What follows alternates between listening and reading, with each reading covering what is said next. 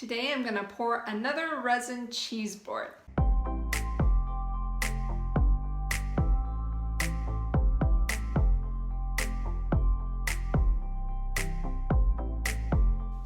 Hi everyone, welcome back to the studio.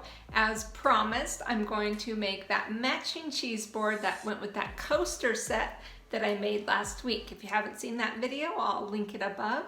And so if you're ready to see how I pour resin on a cheese board for a perfect giftable functional art item, let's get started. I've already prepped and taped the back of the board.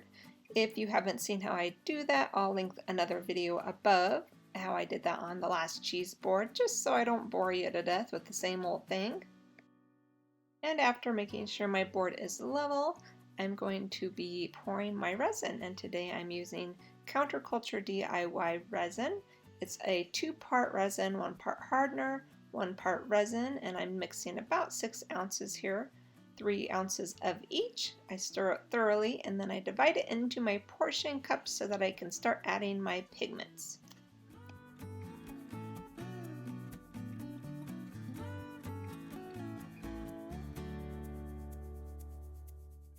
One of my favorite supplies in the studio are these alcohol wipes. I use them to wipe off my hands in between mixing before I pick up my torches and tools. Really a handy thing to have. And you see today I'm using May Spring pigments again. I am just matching the same colors and glitter that I used in those coasters last week.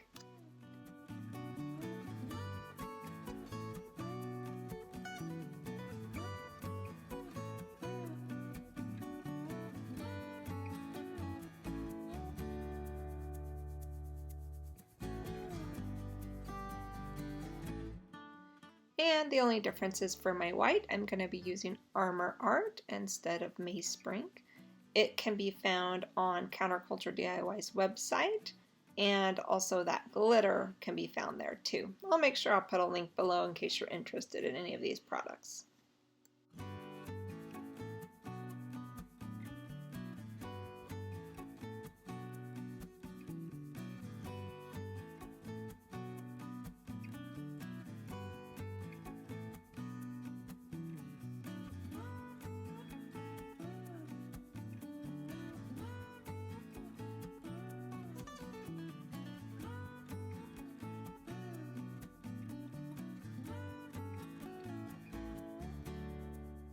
And now I'm just pouring my resin out, kind of putting my colors together in the same way that I did in those coasters. But just have a lot of fun and play with your colors.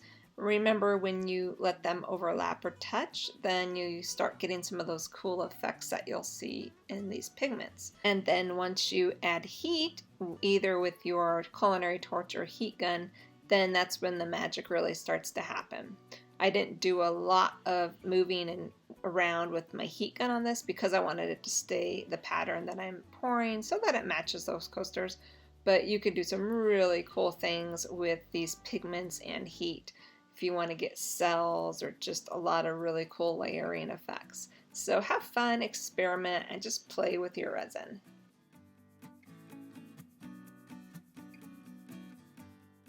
And now I'm adding in that cornflower confetti glitter by Counterculture DIY. This stuff is just beautiful and it really glistens once it's cured.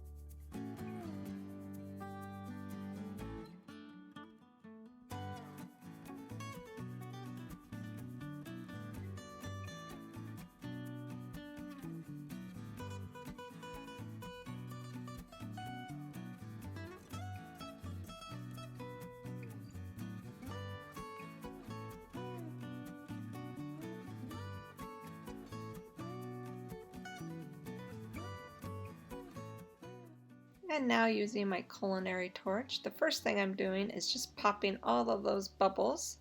You can see them all evaporating as I torch it. And then I go in with a little more heat just to spread the lines out and create a few cells.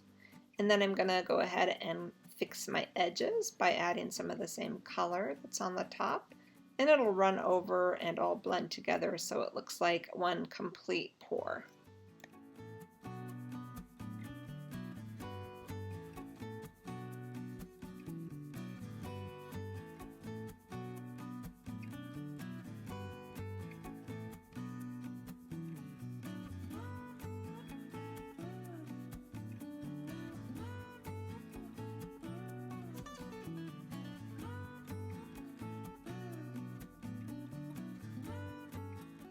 And then I cover it up and I let it cure for 24 to 48 hours, and then I remove that tape from the back. Again, that will be linked in another video above if you want to see how I do that. And I did do a little bit of sanding on the back of this just to soften out some of the edges, and then it's done. So I'd love to know what you guys think in the comments below. And here it is out in the sunshine. I also do oil the boards and brand my signature in the back with a wood iron stamp. And here's the complete set. So if you like what I'm doing, I'd love it if you'd hit that subscribe button. And until next time, happy creating, everyone.